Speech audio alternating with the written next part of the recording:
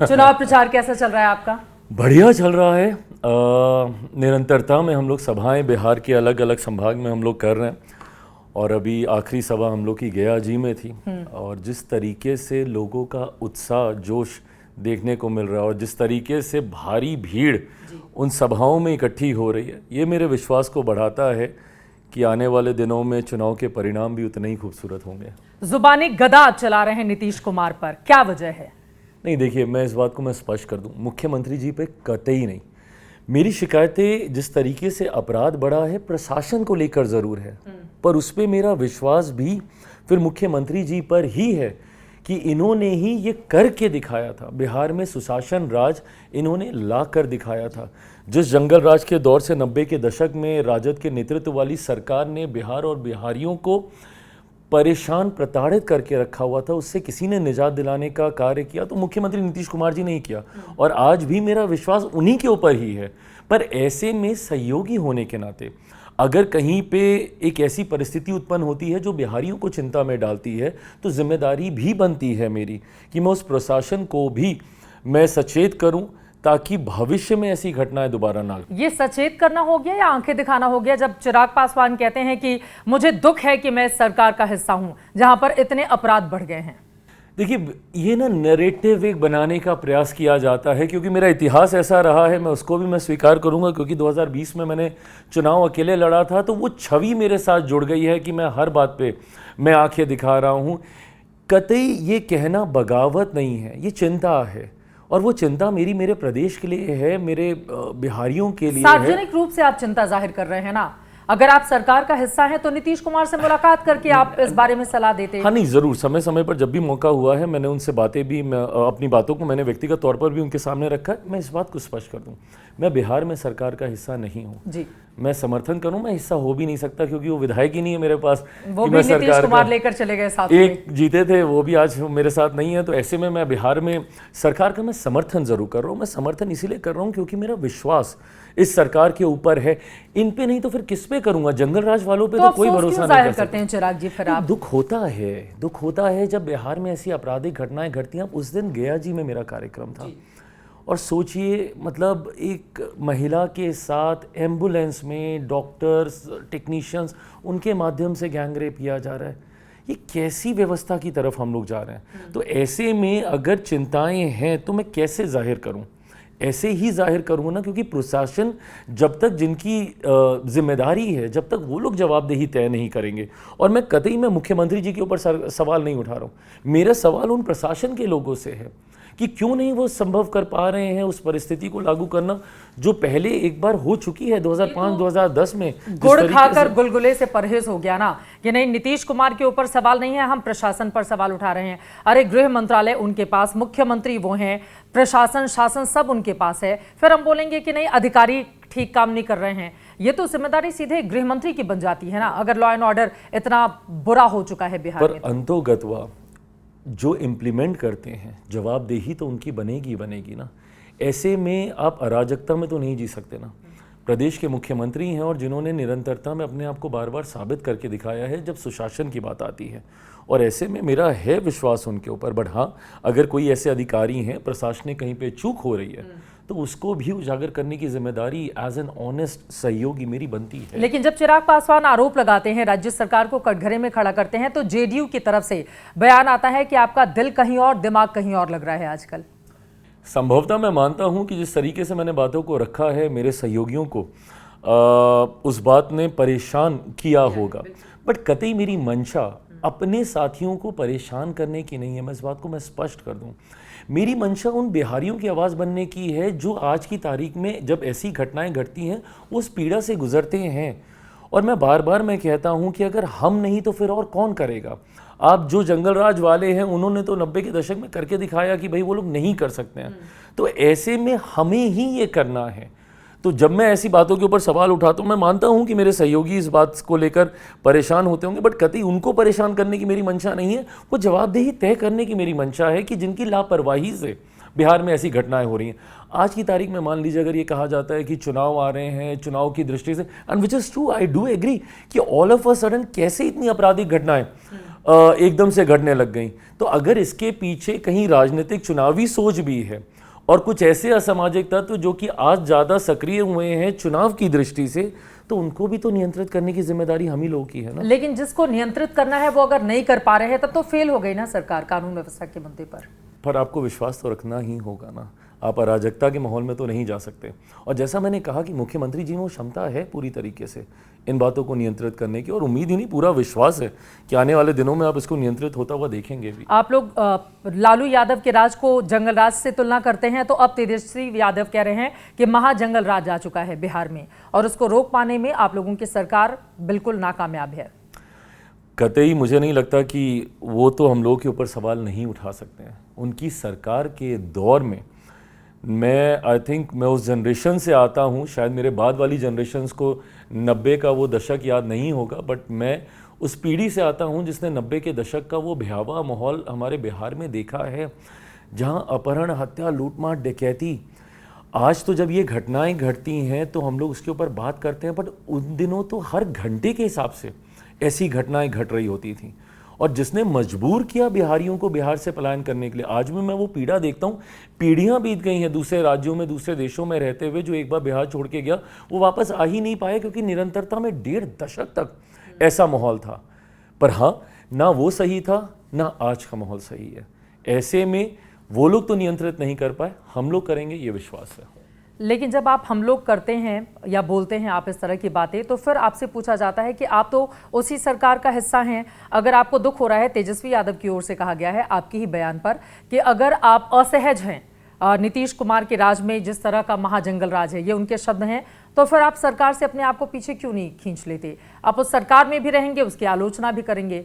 सरकार में रह के सरकार की आलोचना नहीं कर रहा हूं मैं, और यही मुझे लगता है शायद विपक्ष चाहता है कि मैं करूं। नैरेटिव वो यही सेट करना चाह रहे हैं क्योंकि उनको बहुत सूट करेगा कि मैं इस गठबंधन से मैं बाहर आ जाऊं। पर क्या मैं अपनी जवाबदेही से भागूंगा नहीं अगर मैं इस गठबंधन से बाहर आया? आज की तारीख में कलेक्टिव रिस्पॉन्सिबिलिटी है ये हम सबकी। हाँ, ये बात मैं मानता हूं कि मैं बिहार सरकार का हिस्सा नहीं हूं, जो पॉलिसी ड्राफ्ट होती है मैं उसमें मेरी कोई सक्रिय भूमिका नहीं है, बट हाँ, समर्थन तो मैं कर रहा हूं ना। तो कलेक्टिव रिस्पॉन्सिबिलिटी है। ऐसे में अगर मैं इससे मैं बाहर आता हूं तो क्या मैं अपनी जवाबदेही से, क्या मैं अपनी रिस्पॉन्सिबिलिटी से, कम ज्यादा जो मेरे ऊपर है, क्या मैं उससे मैं भागूंगा? चिराग जी, क्या ये कहना चाहते हैं कि अगर बिहार सरकार में एलजेपीआर रहती किसी भी रूप में, तो शायद कानून व्यवस्था की ये बदतर स्थिति नहीं होती? आप ये कहना चाह रहे हैं? डेफिनेटली मैं मानता हूं कि अगर हम लोग की सक्रिय भूमिका रहती। मैं चित्रा जी रहता हूं जनता के बीच में, निरंतरता में मैं रहता हूं, मैं समझता हूं क्या परेशानियां हैं, और इसीलिए समय समय पर जब मैं सुझाव देता हूं मुख्यमंत्री जी से या सरकार के मंत्रियों से मुलाकात करके, मैं समय समय पर मैं प्रयास करता हूं कि मैं भी एक सकारात्मक ऊर्जा उसमें जोड़ सकूं इन सारी चीज़ों को नियंत्रित करने में। नीतीश जी से कब आपकी मुलाकात हुई? लॉ एंड ऑर्डर के मुद्दे पर आपने कब कहा कि इसको कंट्रोल किए जाने की जरूरत है? मेरी लास्ट मुलाकात मुख्यमंत्री जी से मुझे लगता है कि लगभग व्यक्तिगत 1-1.5 महीने पहले। प्रधानमंत्री जी के मंच पे तो मुलाकातें होती रहती हैं, पर इस विषय को लेकर, और उनकी भी वही चिंता थी। बट हाँ, मैं ये मानता हूँ कि उनमें वो अनुभव है और वो क्षमता है इन चीज़ों को कंट्रोल करने की। मेरा अनुभव उनके सामने कुछ भी नहीं है, तो मैं कोई नहीं बनता कि मैं जाके मैं उनको कुछ वो रखूं। बट पार्टी की तरफ से जो भूमिका मेरी है उसको एक ईमानदारी से निभाने का मैं प्रयास। प्रधानमंत्री जी अभी जब बिहार गए थे तो हमेशा वो तेजस्वी यादव या लालू यादव के कार्यकाल को जंगल राज कहकर संबोधित करते थे, लेकिन इस बार प्रधानमंत्री जी ने जंगल राज शब्द का इस्तेमाल नहीं किया। इसी वजह से ये कहा जाने लगा कि दरअसल इस बात का भय है कि अगर आप जंगल राज कह के उन पे वार करेंगे तो पलट कर उधर से पलटवार आएगा, जिस तरह के इस समय हालात हैं बिहार में। देखिए, मैं दोहराता हूँ, और इसीलिए कई बार हम लोग के ऊपर ना आरोप भी लगाए जाते हैं कि क्यों आप लोग सिर्फ 90 के दशक की बात करते हैं, कब तक आप वही दौर याद कराएंगे। ज़रूरी है, क्योंकि आज की तारीख में जो फर्स्ट टाइम वोटर है, जो 2025 में पहली बार अपने मत का इस्तेमाल करेगा, उसको नहीं पता कि 90 का दशक कैसा था। आज जब वो सोशल मीडिया पे रील्स देखता है और कंपैरेटिव स्टडी करता है कि अरे दिल्ली चमचमाता, मुंबई चमचमाता, यहाँ पे ये हो रहा है, वहाँ पे वो हो रहा है, उसको ये जानना ज़रूरी है कि किन परिस्थितियों से बिहार को निकाल कर यहाँ तक लाया गया है। 2005 में जब मुख्यमंत्री नीतीश कुमार जी ने बिहार की कमान संभाली थी, वो कोई सामान्य परिस्थिति नहीं थी, और 2005 से 2010 का उनका कार्यकाल इतना शानदार रहा। 10 के परिणामों ने अपने आप उस बात को प्रमाणित करने का कार्य किया है। तो ऐसे में हर वो व्यक्ति जो उस दौर को जानता है, उसको ये बताने की ज़रूरत नहीं है, बार बार प्रधानमंत्री जी को ये हैमरिंग करने की ज़रूरत नहीं है कि वो जंगल राज था, वो जंगल राज था, वो जंगल राज था, पीरियड, बात ख़त्म। बट हाँ, अगर आप सोचेंगे कि आज की घटनाओं को आप उस दौर की घटनाओं से आप तुलना कर दें, आज जब पारस हॉस्पिटल में घटना घटती है उसको इतना बड़ा बनाया जाता है, और जो है बड़ी खबर है वो, बट क्यों आप भूल जाते हैं अपने दौर में 98 में इसी तरीके की घटना IGMS में घटी थी, पूर्व मंत्री वहाँ पे एडमिट थे, उनकी घुसकर गोली मारकर हत्या कर दी थी। तो कैसे, मैं दोहराता हूँ ना, वो सही था ना ये सही है, पर वो जो जंगल राज था, जिस तरीके से भयावह परिस्थिति तब थी, कम से कम वैसी परिस्थितियां नहीं है, बट जो भी है उसको भी नियंत्रित करना होगा और करेंगे हम लोग। आपने दो अलग अलग मामलों का जिक्र किया, इसी वजह से तो कहा जा रहा है कि लालू प्रसाद यादव के कार्यकाल से नीतीश के मौजूदा कार्यकाल को देखा जाए तो दोनों में कोई बहुत फर्क नजर नहीं आता। और आप लोगों को भी सोचिए, उदाहरण देने के लिए 2005 से 2010 के नीतीश कुमार के कार्यकाल को गिनाना पड़ता है, क्योंकि 2010 के बाद से लेकर अब तक यानी कि 15 सालों में बिहार में कुछ भी ऐसा क्या नहीं हुआ है जो आप लोगों के पास बताने के लिए, गिनाने के लिए हो? क्योंकि जब भी किसी नेता से बात करो एनडीए के, वो 2005 से 10 का जिक्र करता है, लेकिन 2005 से लगातार आज तक नीतीश कुमार ही किसी न किसी रूप में मुख्यमंत्री हैं, जीतन राम मांझी के कार्यकाल को छोड़ दे तो। चित्रा जी, एक तो ना बिहार की विडंबना क्या रही है, और ये भी हम लोग को जानना ज़रूरी है कि मुख्यमंत्री जी ने किन परिस्थितियों में बिहार को संभालने का काम किया। बिहार की विडंबना रही है आज की तारीख में, जब मेरे प्रधानमंत्री बार बार डबल इंजन की सरकार का जब वो जिक्र करते हैं, तो उसका खूबसूरत उदाहरण हम लोग को उत्तर प्रदेश जैसे राज्यों में देखने को मिलता है, जहाँ पे व्यवस्था कम समय में बहुत बेहतर हुई। क्यों? क्योंकि वो डबल इंजन की सरकार का साथ मिला। बिहार की विडंबना ये रही, और बीच में एक दौर तो ऐसा था, on a stretch for 27 years, 27 साल निरंतरता में विरोधाभास की सरकारें रही हैं। जब बिहार में एनडीए की सरकार होती थी तो केंद्र में यूपीए की सरकार होती थी। 2014 में जब केंद्र में यूपीए की सरकार आई तो 2015 में बिहार में महागठबंधन की सरकार आ गई। और यह हकीकत है, जब विरोधाभास की सरकारें होती हैं, केंद्र सरकार की योजनाएं राज्य सरकार में नहीं उतरती, राज्य सरकार की परियोजनाओं को केंद्र सरकार स्वीकृति नहीं देती, ये विरोधाभास लंबे समय तक बिहार ने झेला है। पर उसके बावजूद, और इसीलिए जब 2005 से 2010 का मुख्यमंत्री जी के कार्यकाल का जिक्र होता है, वो विपरीत परिस्थितियों में, ऐसा नहीं है कि उसके बाद 15 साल में कुछ नहीं हुआ। आप अभी पिछले एक डेढ़ साल का आप समय देख लीजिए, एक के बाद एक 8 बार प्रधानमंत्री 2024 में शपथ लेने के बाद तीसरे कार्यकाल में 8 बार बिहार जा चुके हैं। क्या कोई ये सामान्य बात है? और जितनी बार वो जाते हैं, हजारों करोड़ की योजनाएं बिहारियों को समर्पित कर कर आते हैं। पहले एक समय था जब देश भर में मात्र 2 एम्स थे, आज मेरे बिहार में 2 एम्स आ रहे हैं। तो क्या ये विकास के मापदंड नहीं है? आज जो परिस्थिति है, अगर ये परिस्थिति डबल इंजन की अगर बिहार को पहले मिली होती तो चीज़ें, व्यवस्था और बहुत बेहतर होती। इसके पहले मैं कुछ और सवालों पर जाऊं, लॉ एंड ऑर्डर के मुद्दे पर आखिरी सवाल, क्या ये बड़ी चुनौती एनडीए के सामने है और इस बार इस मुद्दे पर पड़ेंगे वोट? देखिए, मैं इतना ज़रूर मैं मानता हूँ कि जो परिस्थिति जिस तरीके से अपराध को लेकर बिहार में उत्पन्न हुई है, वो हमारे लिए एक बड़ी जिम्मेदारी है उसको नियंत्रित करना। बट क्या ये चुनावी मुद्दा बनेगा? क्योंकि जब 2 चीज़ें आपको दिखती हैं तो ऐसे में वो जंगल राज का दौर कोई भूल नहीं सकता है। उनको चुनने से मैं नहीं मानता कि कोई बिहारी सहज होगा। आज भी अगर बिहार और बिहारियों का विश्वास है तो मौजूदा मुख्यमंत्री नीतीश कुमार जी पर, एनडीए की सरकार के ऊपर है। और इसीलिए मैं विश्वास के साथ कहता हूं कि हम लोग एक ऐतिहासिक जीत की ओर अग्रसर हो रहे हैं। 243 में से 225 से ज़्यादा सीटें इस बार एनडीए गठबंधन जीतेगा। और हम लोगों ने कहीं ना कहीं इसका सेमीफाइनल उपचुनाव में देखा है। उपचुनाव में हम लोगों ने ऐसी सीटें हम लोगों ने जीती हैं जो हम लोगों ने पिछले 3-3.5 दशक से हम लोगों ने नहीं जीती थी। बेलागंज जैसी सीट, तरारी जैसी सीटें। तो उपचुनाव में जिस तरीके से हम लोगों का एनडीए का 100% स्ट्राइक रेट रहा, मैं मानता हूँ बहुत खूबसूरत स्ट्राइक रेट इस बार बिहार विधानसभा चुनाव में। अब 137 सीटों पर तो आपने ही नुकसान पहुंचाया था 2020 में, तो चिराग जी के आ जाने से 137 सीटों पर तो कम से कम सहज स्थिति में जरूर एनडीए वाले खुद को पा रहे होंगे। अब जब नीतीश कुमार जी से आप मुलाकात करते हैं, नीतीश जी पलट के आपसे कहते नहीं है कि बहुत ज्यादा निशाना साधते हो मेरे ऊपर, चाचा है तुम्हारे, इतना क्यों बोलते हो मीडिया में, ऐसा कुछ समझाते हैं आपको? नहीं, कतई नहीं। देखिए, वो भी समझते हैं इस बात को कि जिस तरीके से स्थिति है, तो वो भी और ये भूमिका हर किसी को समझ में आती है कि आप अलग अलग राजनीतिक दल हैं, आपके अपनी प्राथमिकताएं हैं, आपके अपने मुद्दे हैं। अगर सारी चीज़ें एक ही होती तो we might as well be one party ना, फिर हम लोग अलग अलग घटक दल हम लोग क्यों हैं।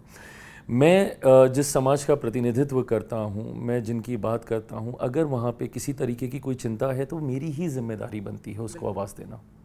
ठीक है, लेकिन नीतीश कुमार की सेहत को लेकर सवाल है कि वो चीज़ें भूल जाते हैं। ऐसे में बिहार जैसे राज्य को संभाल पाना अब उनके लिए मुश्किल है। आरजेडी की आरोप है। विपक्ष ने ना एक नई राजनीति करने का तरीका ढूंढ लिया है। वो तरीका क्या है? झूठ बोलो, झूठ बोलो, झूठ बोलो, फॉल्स नैरेटिव सेट करो। ये तरीका विपक्ष ने ढूंढ लिया। आज की तारीख में सिर्फ फॉल्स नैरेटिव सेट करना ही एकमात्र विपक्ष का काम रह गया। मैं उदाहरण देता हूँ, लोकसभा का पूरा चुनाव इन लोगों ने किस नैरेटिव पे लड़ा कि अगर तीसरी बार मोदी की सरकार आ गई तो लोकतंत्र समाप्त हो जाएगा, संविधान की हत्या कर दी जाएगी, आरक्षण समाप्त कर दिया जाएगा। आज 1 साल से ज़्यादा हो गया। बताएं राहुल जी, बताएं राजद के नेता कि कहाँ का संविधान खत्म हो गया, किसका आरक्षण छीन लिया गया या कौन से लोकतंत्र की हत्या कर दी गई। सीएए के वक्त आपको याद होगा, एक नागरिकता देने वाले कानून को किस तरीके से इन्होंने नागरिकता छीनने वाला कानून बनाकर देश भर में आगजनी का माहौल बना के रखा। मुझे यकीन है कि इसके बाद आप अपने प्रश्नों में इस सवाल पे भी आएंगी। एसआर को लेकर किस तरीके से इन्होंने एक नैरेटिव सेट करने का इन्होंने प्रयास कर दिया कि भाई आपके नाम काटे जा रहे हैं। अभी तो जब क्यों पारदर्शिता का अभाव लग रहा है ना।